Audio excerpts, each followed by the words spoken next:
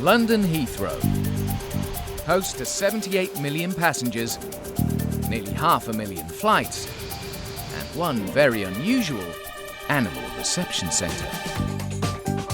Animals passing through Heathrow come here to be checked in.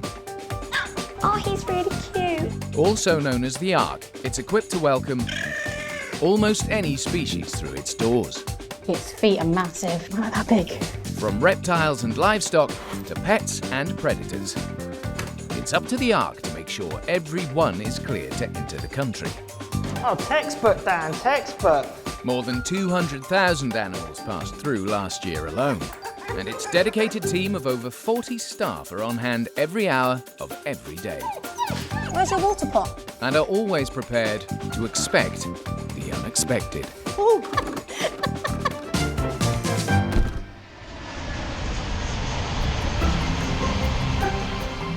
Today on Animal Airport, a dog from down under melts some hearts. Oh my God, you're so cute. A priceless pedigree Falcon checks into the Ark. It's got a hood on. If the hood was off, it'd be trying to escape from the travelling container. And the team deal with a bizarre case of smuggled crabs. I mean, I've seen lobsters being confiscated before. Crabs, yes, but not packaged like this.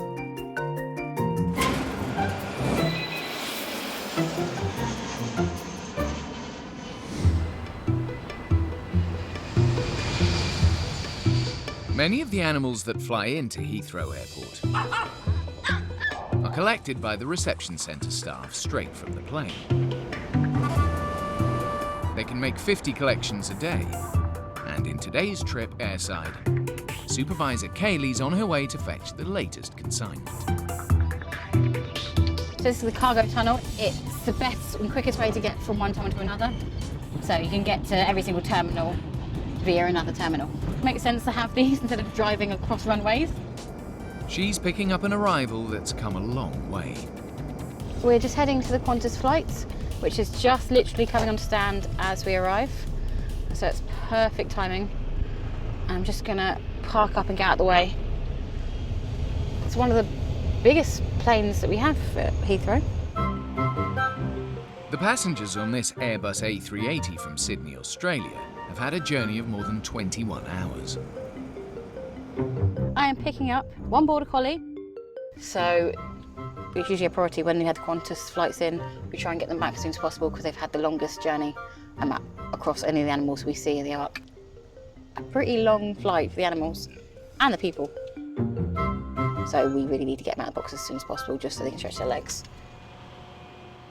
But with strict airside protocol, Kaylee knows she can't rush anything. I'm just going to the front, and the loaders just let me know they're at the front. So there they are, and they will back me up to the plane. They should do. I won't move until they do. You're not meant to ever back up to a plane unless someone there is backing you up. Driving a truck around a £300 million aeroplane is a nerve-wracking experience. It's scary at first because obviously it's a huge responsibility to drive around the planes and not hit the planes. It's exciting, dangerous, and especially when you tell people about it, so they can't believe you. I mean, you park by the plane, you're looking at this like Airbus sat next to you, which is huge, and you're just sat in a little van next to it. It's a huge responsibility. It's huge. Here we go.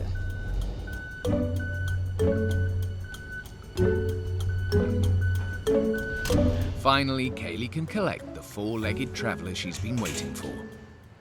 A puppy who's been flown in by her new owners, Pete and Vonnie. We are collecting a border collie, flying in from Australia, which is 5 months old. Comes from Sashdan Kennels in Australia, just outside of Melbourne. Cool. Thank you very much. But the couple still have a few more hours to wait while the pup's paperwork is processed. Exciting's not a big enough word. No. It's just a dream. This is just what I've been waiting for, haven't we? Yes, this is a dream. Yeah. Now it's really happening.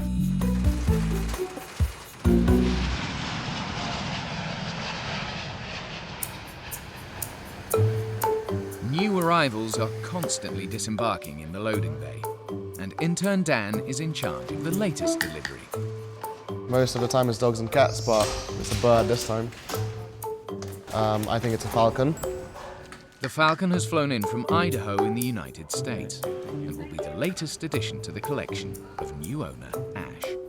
We've got about 100 falcons, and we've got a breeding project where we've got the purpose-built aviaries for them, and also we've got a large flight pen.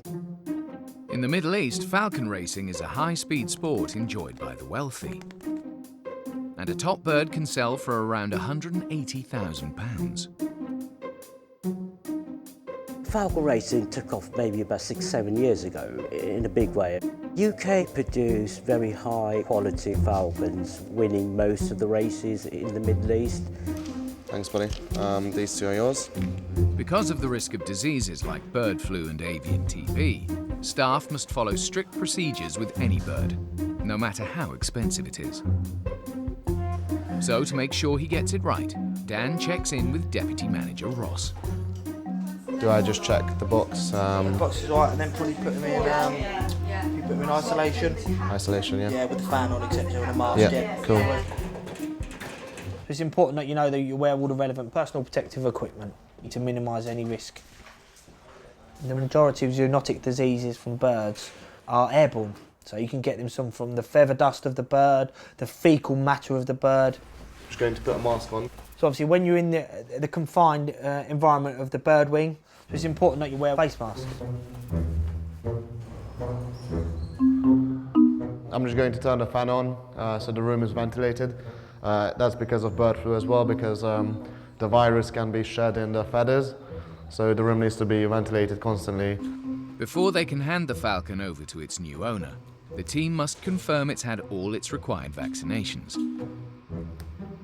Dan doesn't have the authority to inspect the bird on his own, so he has to call in a government vet.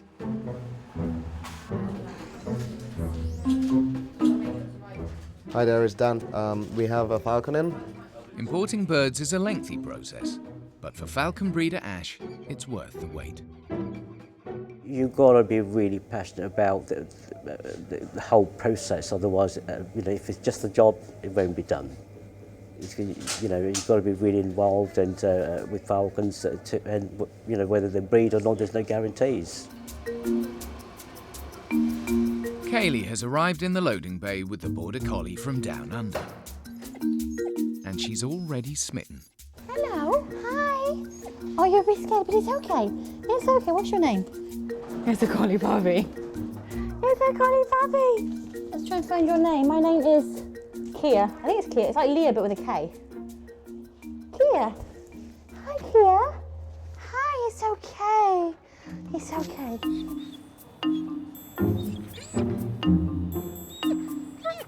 Oh, you're really cute. Kia doesn't know it yet, but she's going to be joining a big family. We've got 8 borders and 1 Australian Shepherd back at home. Pete and Vonnie are regular competitors at Crufts, and that's where they met this pup's breeders. Danny and Verno sent a dog over to England to be shown at Crufts, and I had a dog in there as well at the same time. And after that, we started chatting, didn't we? Yeah. And become very good friends. And we've been there now, 4 times over there. And 2 years ago, Danny organised our wedding on the Gold Coast as well. It was on one of these trips that the puppy plan was hatched. I fell in love with one of her older girls, the mum of his pup. Every day we went for walks together. I just adore her. And I said, if ever you did get a chance to have a puppy, could I have a puppy bitch out of a litter? And this is it. This is the Christmas present that I was promised, and it's just amazing. But they're going to have to wait a little longer than expected to meet their precious new pup. I just want to check them over because they had a long flight. I want to make sure they're actually okay. Which side do you want to go? Well, either side's more space.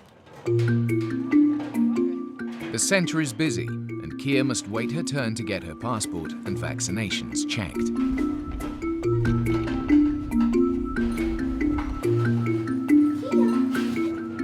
Good girl. But at least it gives her a chance to stretch her legs and fill her tummy.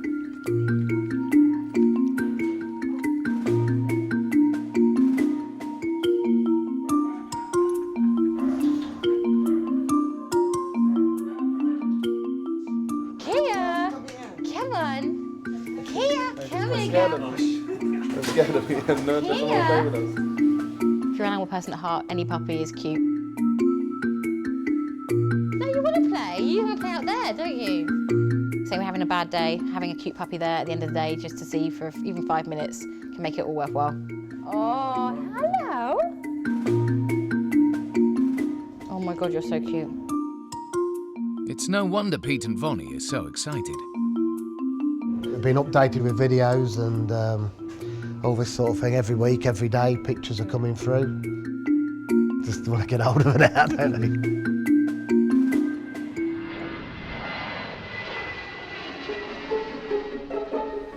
Heathrow's reception centre welcomes animals of all shapes and sizes from anywhere in the world. 24 hours a day, 7 days a week. Most enter the country legally and pass through the centre to be checked over. But every year, UK Border Force sees hundreds of animals that are smuggled in. And the ARC team is often called to look after them. Yesterday, we got a very interesting phone call from Customs over at Terminal 2. Supervisor Chris was on duty. They had stopped a 12-year-old boy, which is quite interesting, from Colombia originally. And he had some crabs with him, and they were wrapped up in an adult nappy. I don't think intentionally he brought them over as illegal or whatever. He's only 12 years old, so we reckon that he just brought them over for food, for eating. Having spent more than 10 hours cooped up in a nappy, sadly, many of the confiscated crabs were already dead. When we were unpackaging them, there was about 15 of them, all tied together. So we cut the ropes, got them out, and there was legs off and claws off, and quite sad to see. Miraculously, some survived. But Chris then had to work out what sort of crabs they were in order to have any chance of nursing them back to full health. I'm no crab expert, so species-wise, I took a couple of pictures, sent them off to the GC manager. The crabs were identified as Ecuadorian red swamp crabs that live in mangrove forests all along the Pacific coast from California to Peru. Armed with a bit more information, Chris worked out how to look after them. So we did a basic setup with some coarse sand and gravel in the middle, and then we gave them a variety of food, soaked dog biscuits, veg, fruit, things like that. And then I think in the research then that they like burrowing into the sand or mud and then eating that way. So later I think we've got another bag of sand, so what we could do is make it a little bit higher for them, give them a bit of a fighting chance. I've seen lobsters being confiscated before, live lobsters that people have brought back, obviously. Crabs, yes, but not packaged like this. They're usually in boxes and properly packaged so they last longer. All Chris can do now is hope the survivors pull through.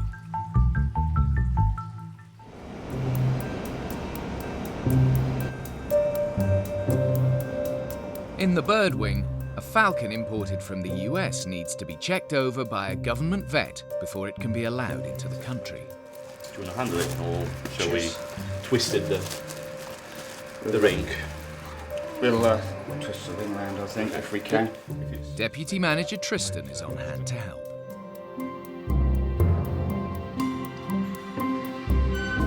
I'm looking at the travelling container at the moment. I see it's labelled up as a Falcon and it's got the ring number on the front here. It's a standard plastic travelling container which appears to conform to the regulations, so that all seems to be okay. I'll have a quick look. Right, it's got a hood on. The hood keeps the falcon calm during transport. And there's the added bonus of making it easier for Tristan and the vet to inspect it. They might move around a bit, but they can't see where it's moving to, so it does tend to restrict their movement a bit. If the hood was off, it would be trying to escape from the travelling container.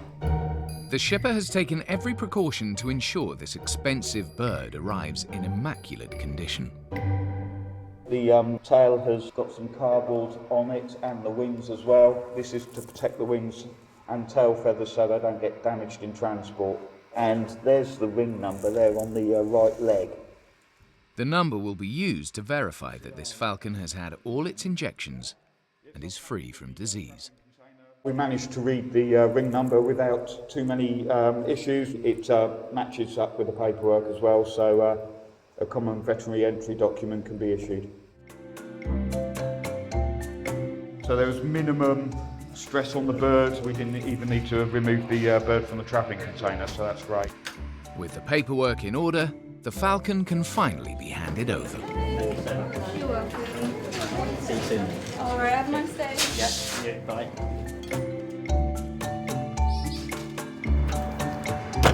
Right, that's one falcon.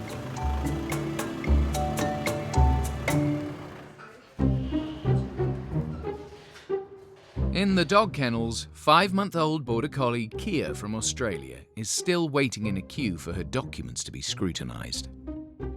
So I had a drink, had some food and been to the toilet, so it's all the 3 things that we'd hoped for, and it shows that they're not stressed. So yeah, we'll just leave her to it now, let her stretch her legs and rest. Hi! I can't get over how cute she is. Oh, she's looking at me funny. Kia seems to be enjoying her stay. But out in the waiting room, Pete and Vonnie are keen to get home. It's been a long day, hasn't it? It has been a long day. Stressful. Yeah. The vending machines have made a fortune. This bit's even longer than the rest of the 8 hours. Finally, Kia gets the all clear, and the excited couple ring their friend Danny, Kia's breeder in Australia, to share the big moment. She's nearly here. Just after 6 o'clock in the morning here. Hello. Soon be coming through. No, she'll be coming through that door. That door there. Can you see the door? Yes, I can see the door.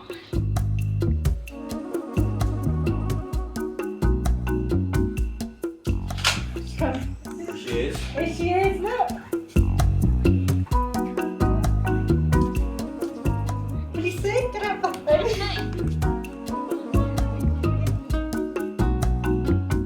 That little dark face. Hey, little puppet. Here's all. So, She can hear you. Kia. oh, she says, where am I? Where am I? It's your mum. Oh, little kisses. Finally got her. We got her. Haven't we? We got you, hey, little puppet. We got you. Come on, then. Come on, I'll then. give you a ring back in Come a on, minute. come on, then. All right. Okay, Mommy. Kia, come on. That's a good girl. With first introductions over, Pete's already thinking about the future. Hey, little puppet. Here's all.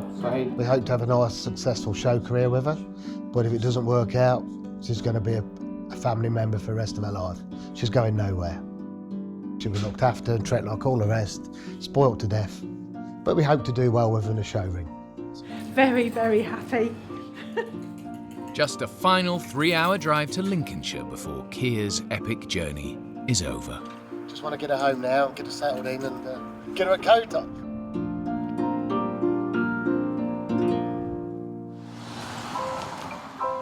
And a few weeks later, Kia's already feeling right at home. She's settled in really well, hasn't she? Really well. Yeah, amazing. We got back at 11 o'clock at night on the first night and she went to her bed, never heard another word from her. She's been well house trained, hasn't she? Yeah, Goes to she's toilets and been really good. And mixing with the other dogs, she's been really good, been on walks.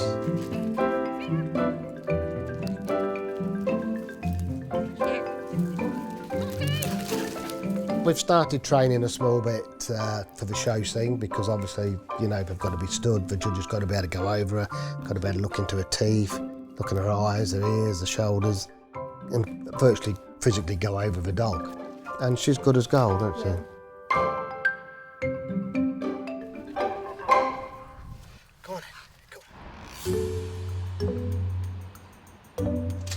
Supervisor Chris is checking up on the confiscated crustaceans that were seized by customs on a flight from Colombia.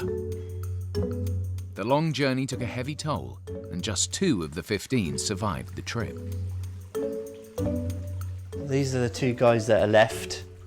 They seem okay, obviously not moving a lot, but being tied up for that amount of time, being on 2 planes as well, and then coming here, they're probably just resting up.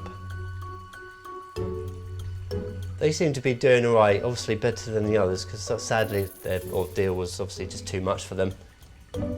But these 2, they seem to be up and about, walking around, hopefully feeding. We'll get some more food for them later. Also, they've been bunched up together, so one's one side, one's the other. I think they're just having their own personal space at the moment. They'll be well looked after at the centre, but after that, they face an uncertain future. It's all down to customs now. The rest have been labelled up. They've been put into our freezer where they're kept for evidence if there's anything to come of it. But it's down to customs. They can release them to us, and then we can perhaps get involved with zoos, and if they would like them, then happy days. But they won't go back to any public or anything like that. Got to keep them alive. Hopefully they're going to be eating, yeah, and hopefully they get stronger. But having done all he can, Chris knows it's still touch and go for the last survivors.